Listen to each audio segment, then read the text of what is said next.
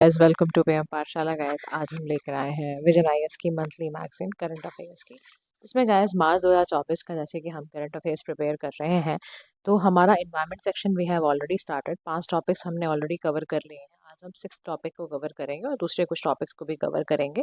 इससे पहले अगर आप चैनल पर नए जुड़े हैं अभी या नया पहली बार ऐसा इंटरेक्शन सुन रहे हैं पीएम पाठशाला के थ्रू, तो do like share and subscribe to PM Pathshala. आप जेन्युइनली ऑथेंटिकेट चैनल है हमारा, बहुत ट्रस्ट कर सकते हो क्योंकि करंट अफेयर्स स्टैटिक पोर्शन बहुत अच्छे से कराते हैं हम।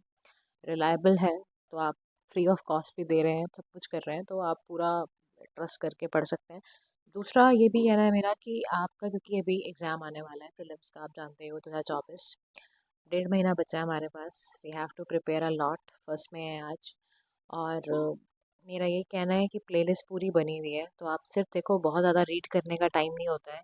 अच्छा रहता है कि बहुत क्रिस्पी कोई वीडियो बन जाए और उसको हम देखते चले जाएं, ताकि बहुत सारे ऐसे पॉइंट्स होते हैं जो हम कभी ना कभी अपने आप पढ़ते वक्त नज़रअंदाज कर देते हैं। बस कोई बंदा अगर पढ़ा रहा होता है ना, वीडियो सेशन ले रहा होता है, तो उसमें काफ़ी आपको मिल जाएगा। तो एक तो बड़ा रिलायबल है, तो आप उसको रिलाई कर सकते हो। दूसरा, जो बच्चे अभी 2025 की तैयारी कर रहे हैं, वो बच्चे भी बड़े आराम से चैनल को देख सकते हैं, पूरा आराम से करंट अफेयर्स पूरा एंजॉय करें। कैसे स्ट्रैटेजीज क्रिएट करनी है, कैसे प्रीलिम्स में या मेंस में इंटरव्यूज़ को कैसे अप्रोच करना है, वो सारी अप्रोचेस के बारे में मैं हमेशा डिस्कस करती रहती हूँ। तो ना बहुत ज़्यादा टाइम ना वेस्ट करते हुए सीधा हम चलते हैं अपने टॉपिक पर। That is Ganga river water dolphin के बारे में। देखो, गंगा रिवर डॉल्फिन के बारे में न्यूज़ में क्यों रहा, सबसे पहले ध्यान रखना, गंगा रिवर डॉल्फिन का अगर आप स्टेटस की बात करते हो, तो इसका ना प्रोटेक्शन स्टेटस जो है वो इंडेंजर्ड है साइट्स अपेंडिक्स 1 की लिस्ट में। ये WPA यानी कि वाइल्ड लाइफ प्रोटेक्शन एक्ट 1972 के शेड्यूल 1 में भी आता है। ये लिस्ट ऑफ 22 स्पीशीज है जो कि इसके अंडर कवर की गई हैं। अब देखो, याद रखना, बड़ी इंपॉर्टेंट फैक्चुअल न्यूज़ है कि इंडिया का पहला नेशनल डॉल्फिन रिसर्च सेंटर जो रिसेंटली इनॉग्रेट हुआ था पटना बिहार के अंदर, उसका मामला यही है कि कंजर्व करना है एंडेंजर्ड गैंगटिक रिवर डॉल्फिन को। अब यहाँ से NDRC क्या है, NDRC का जो काम है that is national dolphin research centre है। ये ना इन डेप्थ स्टडी करता है और साइंटिस्ट जो है वो ना कंडक्ट करते हैं स्टडीज़ को। रिसर्चर्स भी होते हैं, वो डॉल्फिन स्पीशीज़ के रिगार्डिंग पूरा पूरा चेक कर रहे होते हैं, डेप्थ की स्टडी करते हैं उनके बारे में। अच्छा, एडिशनली क्या होता है, जो सेंटर्स होते हैं ना, वो ट्रेनिंग सेंटर्स में जा के फिशर्समैन को ऑफर करते हैं और इफेक्टिव तरीका बताते हैं, डॉल्फिन कंजर्वेशन मेथड्स के बारे में बताते हैं। अब अगर हम ना गंगा रिवर डॉल्फिन को बड़े ध्यान से समझे ना, तो इसका जो की फीचर होता है, सबसे पहले ना इसका साइंटिफिक नेम याद रखना, प्लेटिनिस्टा गैंगेटिका कहते हैं हम इसको। कॉमनली इसको लोकल भाषा में सू सू बोलते हैं। एंडेमिक है, इंडियन सबकॉन्टिनेंट के कुछ कुछ पार्ट में मिलती है। गंगा का टाइगर माना जाता है, ये ध्यान रखना। क्या माना जाता है? गंगा का टाइगर होता है गंगा रिवर डॉल्फिन। अगर इसकी बॉडी फीचर्स पे जाओगे, फिजिकल फीचर्स पे जाओगे, तो large thin long thin snout होती है, इसकी बेली राउंडेड मिलेगी, स्टॉकी बॉडी होती है, लार्ज फ्लिपर्स मिलते हैं। स्लिट इसकी बिल्कुल ऊपर से, अगर आप टॉप देखो तो ब्लो होल है, एकदम नॉस्ट्रल भी है इसकी, है ना, बड़ी सी। Females are larger than males, females बड़ी होती हैं मेल्स के कंपेयर में, क्योंकि वो बर्थ देती हैं काफ को हर 2 से 3 साल के फेज में। काव जो होते हैं वो चॉकलेट ब्राउन स्किन से, जब भी उनका बर्थ होता है ना, वो तो गोल्डन आपके ब्राउन कलर की स्किन होती है उनकी। जैसे ही वो एडल्ट होते हैं, उनकी स्किन ग्रे ब्राउन कलर की हो जाती है और वो हेयरलेस स्किन हो जाती है। ध्यान रखना है इस बात को, ठीक है। इनके ये दोनों फीचर्स पता होने चाहिए, क्योंकि क्या हो रहा है ना, यूपीएससी बहुत ना अंदर जाके स्पीशीज के बारे में पूछ रहा है डिटेल में, कि उनकी फिजिकल बॉडी के बारे में, राइट, तो हैबिटेट्स के बारे में, तो आप ना उसी हिसाब से स्ट्रेटेजाइज करके पढ़ो, इसीलिए थोड़ा डिटेल में दे रही हूँ। अच्छा, अब क्या होता है, जो गंगा रिवर डॉल्फिन है ना, रिस्ट्रिक्टेड टू फ्रेश वाटर, आपको पता ही है। यूज़ अल्ट्रासोनिक वेव्स का इस्तेमाल करते हैं, ये हंटिंग और नेविगेटिंग करने के लिए फ्रेश वाटर में रहती हैं, और यूनिक स्विमिंग बिहेवियर होता है जिसकी वजह से अपना खाना ढूंढ लेती हैं। अच्छा, सू सू की ना इनकी आवाज़ निकलती है जब ये ब्रीदिंग कर रही है, इसीलिए इसका नाम सू सू रखा होता है, ठीक है, क्योंकि ब्रीदिंग करते वक्त इनमें से ऐसी आवाज़ निकलती है। समझ गए मेरी बात? तो ये भी क्वेश्चन पूछा गया हुआ है, तो थोड़ा सा इसमें ना ध्यान रखना। अगर देखो इंडिया में देखोगे ना कि कहाँ कहाँ पे लोकेशन है गंगा रिवर डॉल्फिन की, कहाँ कहाँ प्रेजेंस है, तो ये ऑलरेडी दे रखा है कि कहाँ कहाँ पे इनकी प्रेजेंस आपको मिलती है, सीजनल कहाँ पर आती हैं, एब्सेंस कहाँ पर है। जो ग्रीन वाला पार्ट है वो सारा एब्सेंट है, यहाँ या नहीं मिलती हैं।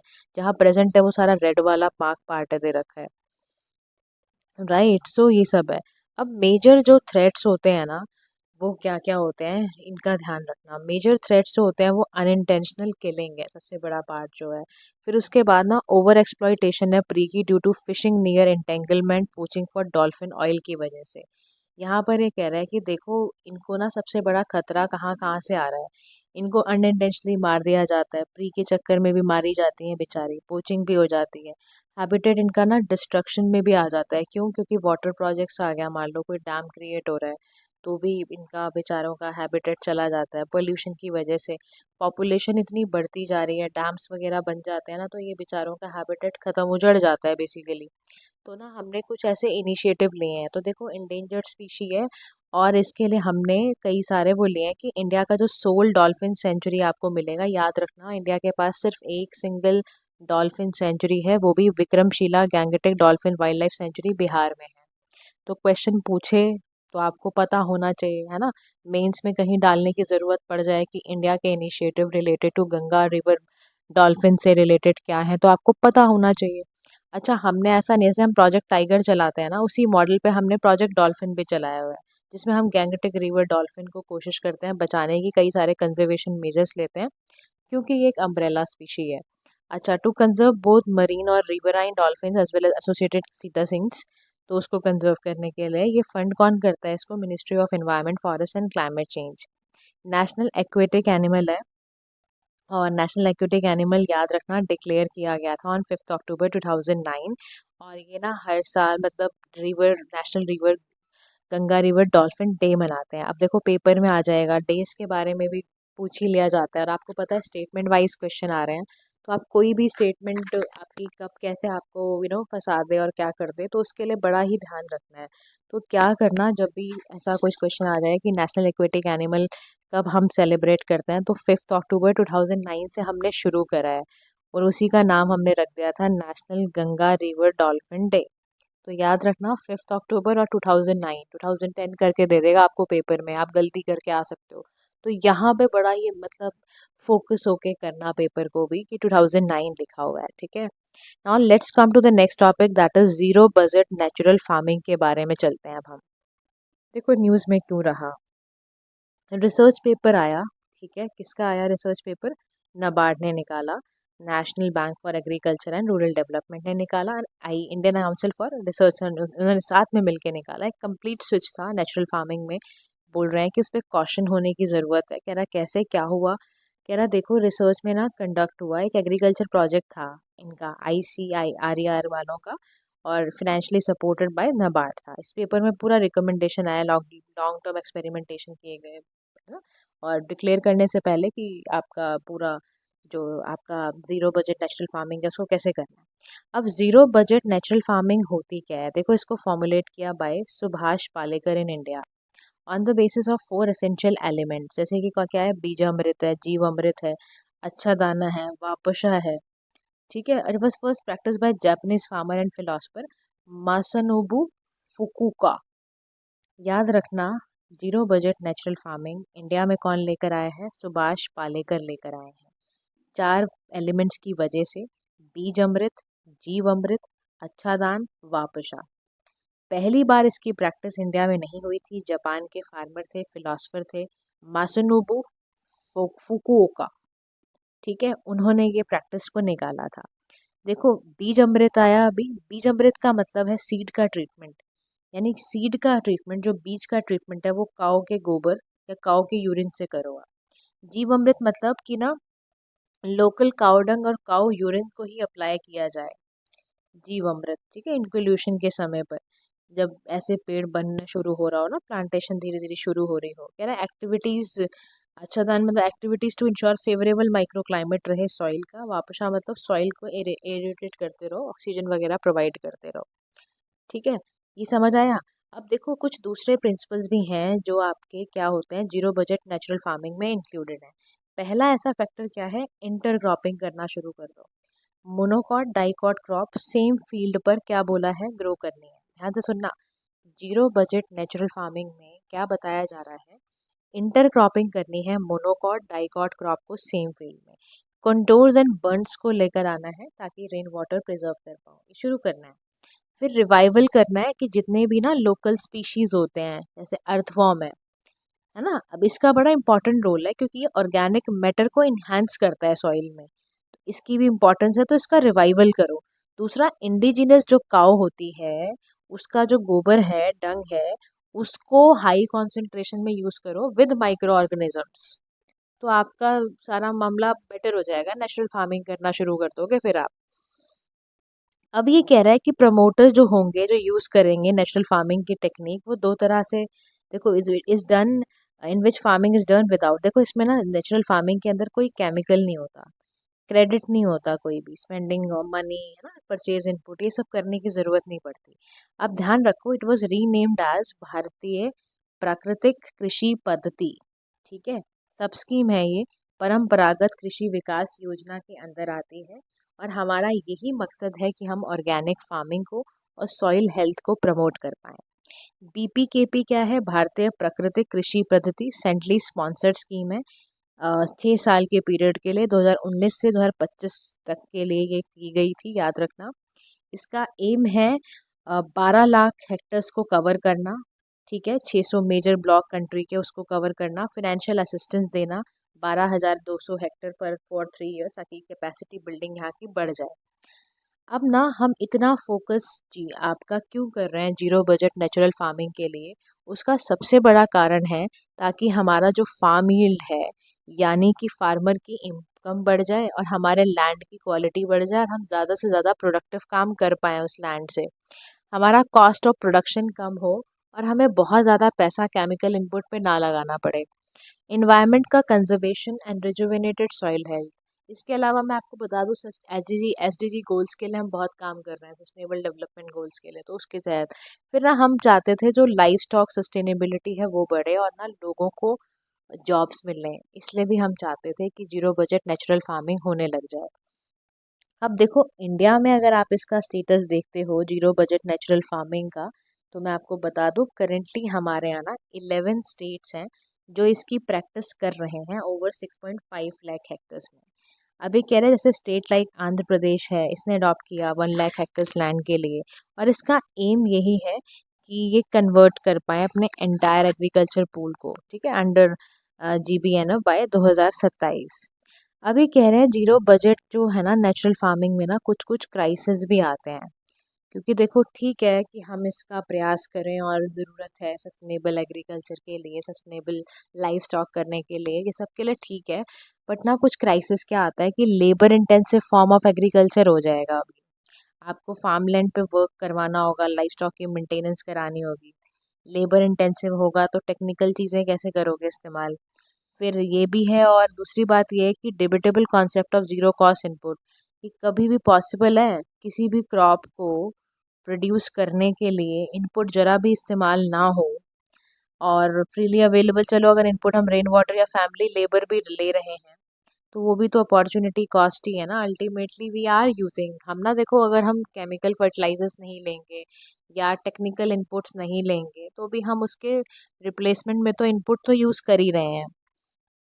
फिर यील्ड की वेरिएशन बहुत ज़्यादा है, कह रहा देखो, यील्ड वेरिएशन एक कॉमन फिनोमेना है, नेचुरल फैक्टर जैसे पर्टिकुलर सीजन में, है ना, would completely decide the actual output, ये तो आप जानते ही हो। अगर आप पूरी तरह से सिर्फ नेचुरल फार्मिंग पर आ गए और रेन वाटर पर ही बहुत ज़्यादा अगर आपने एक्सपेक्टेशन उसी से कर ली, तो फिर कैसे होगा। और लैंड हमारे यहाँ ना जो वेदर फिनोमेना कितना चेंज हो रहा है, यील्ड की वेरिएशन बहुत ज़्यादा है, इंडिजिनस जो काओ की ब्रीड है ना, जिस पर आप बहुत ज़्यादा रिलाय कर रहे हो, क्योंकि उसी का डंग, उसी का यूरिन यूज़ करोगे, तो जो इंटीग्रल रिक्वायरमेंट आपकी यही है, इसको करने के लिए इंडिजिनस काओ की ब्रीड को मेंटेनेंस कॉस्ट बहुत लगेगी। और क्या हो सकता है, और ये भी हो सकता है कि जो फार्मर उससे दूध निकालता था ना, उसकी भी कैपेसिटी कम हो जाए। फिर उसके बाद ना कोई इंडिपेंडेंट स्टडी नहीं है इसके ऊपर, तो वैलिडेट कर पाए इसके क्लेम्स को कि ये हाई यील्ड देगा ही देगा, तो ये भी एक प्रॉब्लम है। तो कंक्लूडिंग फॉर्म में पता है ये क्या कह रहा है, कि बहुत ज़्यादा एम्फेसिस करने की ज़रूरत है, साइंटिफिक स्टडी करो ऐसी, बिना साइंटिफिक बातें किए, बिना साइंटिफिक फैक्ट्स ढूंढे, बिना साइंटिफिक सर्वे किए आप इस कंक्लूजन पे मत आ जाओ कि हम पूरी तरह से यही काम करेंगे, क्योंकि देखो, एफिकेसी और एफिशिएंसी तो हमें फार्मिंग टेक्निक को देखना ही पड़ेगा। तो ये बहुत ज़रूरी हो जाता है कि जैसे देखो, इंडिजिनस काओ ब्रीड है हमारी, पुनगनूर काओ है, रेड सिंधी गया है ना, can be done through government and cooperative initiative से कर सकते हो आप, इनके नंबर इन्हांस करो। तो सबसे पहले ना देखो, कॉन्सेप्ट बुरा नहीं है, आइडिया बुरा नहीं है कि जीरो नेचुरल फार्मिंग सिस्टम पे जाना चाहिए, बट उसके जो रिक्वायरमेंट है, उसके जो इनपुट हैं, उसको एक्सेप्ट करते हुए उसकी पहले हम ना उस इनपुट को इतना क्रिएट करने कि जब हम इस सिस्टम पे स्टार्ट करें तो सिस्टम को रिलाय करने के लिए या उसको प्रॉपर करने के लिए, ख़त्म करने के लिए उसकी एफिशिएंसी इन्हांस हो, कि हमें अल्टीमेटली हायर यील्ड भी तो चाहिए ना, राइट। तो ये बात है। अब ना देखो, बहुत इम्पॉर्टेंट एक कंपैरिजन दिया हुआ है जो आपको ज़रूर पता होना चाहिए। एक नेचुरल फार्मिंग है, ऑर्गेनिक फार्मिंग है और इनऑर्गेनिक फार्मिंग है। नेचुरल फार्मिंग में आप क्या करते हो? आप टिलिंग करते हो, फर्टिलाइजर्स यूज़ करते हो, ज़ीरो एक्सटर्नल इंटरवेंशन होती है। ऑर्गेनिक फार्मिंग में हल्का सा इंटरवेंशन होता है। इनऑर्गेनिक फार्मिंग में टिलर फर्टिलाइजर ज़्यादा यूज़ होंगे और मैक्सिमम इंटरवेंशन होगी। ठीक है। यहाँ पे फर्टिलाइजर भी नेचुरल होता है, क्योंकि आप जानते ही हो नेचुरल लॉज अप्लाई होते हैं एग्रीकल्चरल एक्टिविटीज़ के। यहाँ पर कुछ एक्सेप्टेड प्रिंसिपल्स होते हैं, यहाँ फार्म एक्टिविटीज़ को इम्प्रूव करने के लिए मॉडिफाई कर लिया जाता है। एक्सटर्नल फर्टिलाइज़र कुछ नहीं होगा, ऑर्गेनिक फर्टिलाइज़र अलाउड होते हैं, केमिकल फर्टिलाइजर्स यहाँ इनऑर्गेनिक में यूज़ होते हैं। लो कॉस्ट है या एक्सपेंसिव है, ये कंपैरेटिवली लेस कॉस्टली है। यहाँ डिकम्पोजिशन ऑर्गेनिक मैटर अर्थवॉर्म्स का इस्तेमाल किया जाता है।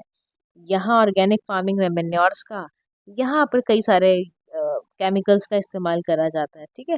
तो इस तरह से यहाँ पर आप देख रहे हो, यहाँ पे लोकल वेराइटी सीड्स की यूज़ करी जा रही है। यहाँ पे सर्टिफाइड ऑर्गेनिक सीड है, यहाँ पर हाइब्रिड जेनेटिकली मॉडिफाइड सीड्स का इस्तेमाल करा जा रहा है। तो आप मेरी बात को समझ रहे हो, कैसे कैसे अगर डिफरेंस भी लिखना आए तो आपके टिप्स पे रहना चाहिए, right. So this is how you have to attempt this question, अब अगर कहीं पे भी मिलता है तो। नेक्स्ट टॉपिक जो हम शुरू करने जा रहे हैं, that is urban water crisis के बारे में हम जानेंगे। देखो, अर्बन वाटर क्राइसिस जो कि बहुत ही इम्पोर्टेंट टॉपिक है एनवायरनमेंट टॉपिक का, क्योंकि देखो रिसेंटली पता है क्या हुआ, बेंगलुरु के अंदर वर्स्ट जिसे कहते हैं ना, वर्स्ट वाटर क्राइसिस फेस किया गया है, क्योंकि बहुत कम रेनफॉल थी बेंगलुरु का। वरना देखो आप कितने सही लैटिट्यूड पर है यार, कितना सही टेम्परेचर रहता है, बट वाटर क्राइसिस इतना है कि आपको सिटी में प्रॉब्लम शुरू हो जाएगी। अब कह रहे हैं, देखो अर्थ का अगर वाटर स्टेटस देखते हो आप, तो हमारे यहाँ ओशंस का पानी 96.5% है, ग्लेशियर्स का पानी ग्राउंड वाटर पे 30.1 है, और 68.6 हमारा ग्लेशियर्स एंड आइस कैप्स के फॉर्म में है। लेक्स वगैरह के फॉर्म में इतना पानी है। ठीक है, ये सारा यहाँ पर लिखा हुआ है। अब ये कह रहे हैं कि अर्बन वाटर क्राइसिस होता क्या है। देखो, अर्बन वाटर क्राइसिस का मतलब क्या है? वाटर क्राइसिस का ही सीधा मतलब है कि कोई ऐसी सिचुएशन है जिसमें कि clean and safe water inadequate access है, मतलब ठीक से प्राप्त नहीं हो पा रहा है। क्यों? क्योंकि पोल्यूशन है, पानी का बहुत ओवर यूज़ हो चुका है, बहुत पुअर मैनेजमेंट है। फिर वाटर रिसोर्सेज बहुत ज़्यादा स्कार्स होते जा रहे हैं। क्यों? क्योंकि बहुत ड्रॉट कंडीशंस हैं, क्लाइमेट चेंज वगैरह है। डे ज़ीरो क्या मतलब समझते हो? कि वाटर लेवल डैम में इतना लो चला गया कि वो सप्लाई ही नहीं कर पा रहा है। और डज नॉट, मतलब ये नहीं है इसका मतलब, ये मत समझना डे 0 का मतलब है कि बिल्कुल पानी नहीं रहा, पानी है बट सप्लाई में इतनी दिक्कत हो रही है, क्रिटिकली लो है कि सिटी को पानी नहीं जा रहा। कह रहा आप यकीन मानोगे, ऐसा डे 0 वाला प्रॉब्लम ऐसा नहीं है कि अब दिख रहा है। कह रहा ये ना केप टाउन में 2018 में हुआ था, चेन्नई में 2019 में ऐसा समस्या आई थी। कह रहा वाटर क्राइसिस अगर इसी तरह से रहा ना, हम SDG 6 गोल को हमेशा के लिए भूल जाएं फिर, और 2030 आने में कोई टाइम नहीं लगना। आज हम 2024 में रन कर रहे हैं, और अगर इतना बड़ा स्कार्सिटी रहेगा तो हम कैसे पहुंच पाएंगे। अब ये कह रहा है कि कौन कौन से रीजंस हैं बिहाइंड अर्बन वाटर क्राइसिस। तो कह रहा है देखो, डेटा बैंक अगर आप उठाते हो तो 18% जो वर्ल्ड की पॉपुलेशन है वो इंडिया में रहती है, but it has only 4% of world water resources. सोचो ज़रा, 48% इंडिया का जो अर्बन वाटर का सप्लाई है वो ग्राउंड वाटर से आ रहा है। कह रहा 2030 तक इंडिया की जो वाटर डिमांड है वो डबल हो जाएगी, क्योंकि इंफ्रास्ट्रक्चर कम प्लान करा है और अर्बनाइजेशन बढ़ता जा रहा है, as per the United Nations report. कह रहा देखो, अर्बन वाटर क्राइसिस की समस्या शुरू कैसे होती है।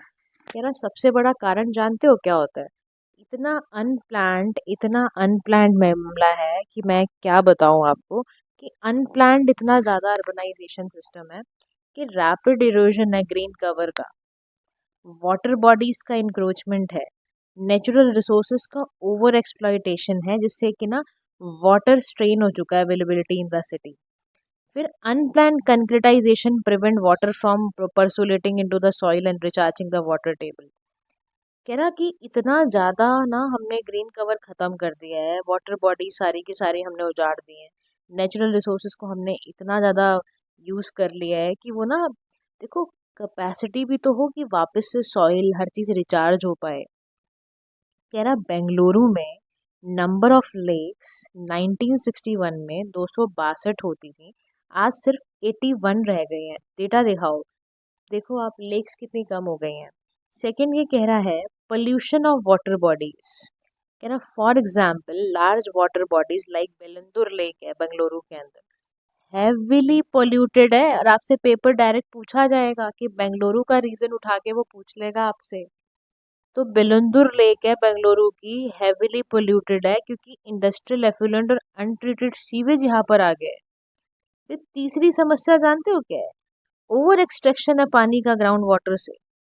मोस्ट पॉपुलेटेड सिटीज में क्या देखा जाता है, ग्राउंड वाटर से इतना पानी खींच लिया गया है कि वाटर क्राइसिस आएगा ही आएगा। फिर चौथी समस्या कि पुअर वाटर सप्लाई इंफ्रास्ट्रक्चर है। बहुत सारे जो अर्बन एरियाज हैं उसमें प्रॉपर वाटर सप्लाई इंफ्रास्ट्रक्चर नहीं है, डिस्ट्रीब्यूशन नेटवर्क्स नहीं है, ट्रीटमेंट प्लांट्स नहीं है, स्टोरेज फैसिलिटीज नहीं है। और इन सभी की वजह से इतनी लीकेज है which in turn results in higher non revenue water, मतलब पानी खत्म हो गया है। फिर क्लाइमेट चेंज की समस्या, इराटिक मानसून है, फ्रिक्वेंसी एंड इंटेंसिटी फ्लड्स की बहुत बढ़ती चली जाती है, ड्रॉट बहुत ज़्यादा एडवर्सली अफेक्ट कर रहा है ये पानी की एक्सेसिबिलिटी को। फिर छठी चीज़ है कि एक्यूफर सिस्टम, यानी ground water resources south India का देखो इतना भी सस्टेन नहीं है कि वो प्रोलॉन्ग्ड ड्राई स्पेल को कैसे झेलेगा भगवान ही जाने। South India has a very different kind of aquifer system, बहुत रॉकी है, वहाँ पे ना पानी होल्ड नहीं हो पाता है, जिसकी वजह से साउथ इंडिया में पानी की समस्या है। आप समझ रहे हो मेन मुद्दा, क्योंकि वहाँ पर एक्यूफर सिस्टम बहुत ज़्यादा डिफरेंट है। अब यहाँ पर ऐसा नहीं कि हमने की इनिशिएटिव लिए नहीं है, we are taking lots so many methods. जैसे नेशनल वाटर मिशन ही हमने बनाया, जल शक्ति अभियान हमने करा, कैच द रेन कैंपेन चलाया, अटल भूजल योजना चलाई, है ना, अटल आपका अमृत है मिशन, आपका सबुगीता करके कुछ ऐसा करके था। तो स्कीम हमने चलाई है। और तो यहाँ पर ये कह रहा है, देखो स्कीम चलाना बहुत अच्छी बात है, लेकिन वे फॉरवर्ड में कुछ और काम भी करने पड़ेंगे। सबसे पहला काम क्या करो, नेचर बेस्ड सोल्यूशंस पर आ जाओ। ग्रीन ब्लू इंफ्रास्ट्रक्चर तैयार करो, वेटलैंड्स को रिस्टोर कर लो ताकि वो एक्सेस वाटर को एब्जॉर्ब कर पाए फ्लड वगैरह का। और कम्युनिटी बेस्ड सोल्यूशन निकालना शुरू कर दो आप, बहुत इंपॉर्टेंट रोल प्ले करने वाला है, क्योंकि वो फॉर एग्जाम्पल ऑरेंज कंट्री है ना कैलिफोर्निया, उसने कम्युनिटी एजुकेशन कैंपेन चलाया था, रिसाइकल करना शुरू कर दिया वहाँ के लोगों ने पानी। तो यानी कि कम्युनिटी पार्टिसिपेशन, जैसे कि जल जीवन मिशन का सेंट्रल आइडिया ही यही है, कम्युनिटी पार्टिसिपेशन। तो बहुत ज़रूरी है कि लोगों के बिहेवियर में ये आ जाए चीज़। फिर कह रहे रेगुलेटरी मेजर्स करो, तीसरी चीज़ आप, कि आप क्या करने शुरू कर दो, rain water harvesting, grey water recycling करवाते हो ना, जैसे तमिलनाडु में क्या हो रहा है, रेन वाटर हार्वेस्टिंग के लिए कंपल्सरी कर दिया सभी सभी बिल्डिंग्स के अंदर, चलाओ आप भी ऐसा। फिर चौथी चीज़ क्या करो, टेक्नोलॉजी का इस्तेमाल कर दो, लीकेज डिटेक्शन करना, वाटर क्वालिटी को मॉनिटर करना। तो for example clean water AI जो है ना, वो डिवाइस है होना चाहिए आपके पास। उससे क्या होगा, आपको पता चल जाएगा कि डेंजरस बैक्टीरिया कौन से हैं और ये कौन से पानी के मटेरियल के लिए हार्मफुल है। तो आपको टेक्नोलॉजी की मदद लेनी पड़े वो भी लो आप। कह रहे फिर आप क्या करो, सिटी टू सिटी ना वाटर गवर्नेंस की लर्निंग बढ़ा दो। कह रहा कैसे करोगे, वाटर इशू को एड्रेस करने के लिए एक ऑप्शन आप क्या करो, start networking and building learning alliances with other cities. दूसरी सिटी से सीख के दूसरे स्टेट लोग भी करें, सिटीज के लोग भी करें। कह रहे लोटस एचआर प्रोग्राम कोलैबोरेटिव आपका प्रोजेक्ट था नीदरलैंड और इंडिया का, to treat sewage water in Delhi. तो कह रहा है ऐसे एग्जाम्पल्स जो आ रहे हैं, सीख रहे हो आप, तो आगे भी दूसरी सिटीज में यूज करो।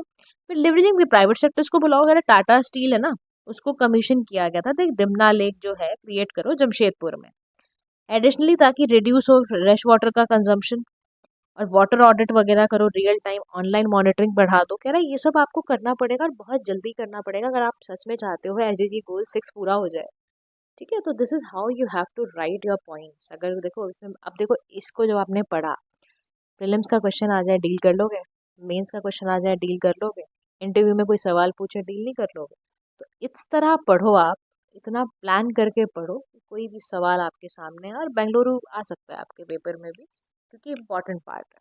ठीक है, तो गाइज आज इतना ही करते हैं, नेक्स्ट टॉपिक्स कल नेक्स्ट वीडियो में करेंगे। Thank you so much for listening, do like share subscribe to PM Pathshala. Have a nice day to all.